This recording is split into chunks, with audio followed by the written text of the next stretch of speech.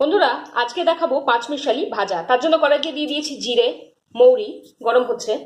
আর এদিকে পাঁচমিশালি ভাজার জন্য বানিয়ে নিয়ে এখানে কেটে দিয়েছি আলু, গাজর, বিনস, ফুলকপি। আপনার কাছে আর কোনো সবজি থাকলে সেটাও দিতে পারবেন। আর এদিকে জিরে আর মৌরি ফোটন হয়ে গেছে। এবার দিয়ে দিচ্ছি কুচি করে কেটে রাখা আদা। এটা ভাজার মধ্যে একটা আলাদা স্বাদ আনবে। আদাটা একটু ভেজে নিচ্ছি।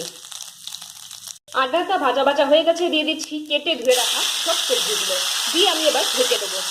এই সময় দিয়ে দেবো স্বাদ মতন নুন আর স্বাদ মতন হলুদ।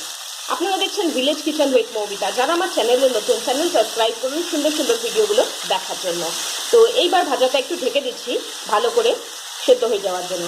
ভাজাটা অনেকটা সেদ্ধ হয়ে এসছে। এবার দিয়ে দিচ্ছি গুঁড়ো লঙ্কা।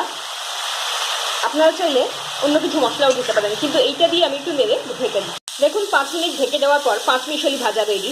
ভাত রুটির সঙ্গে সার্ভ করে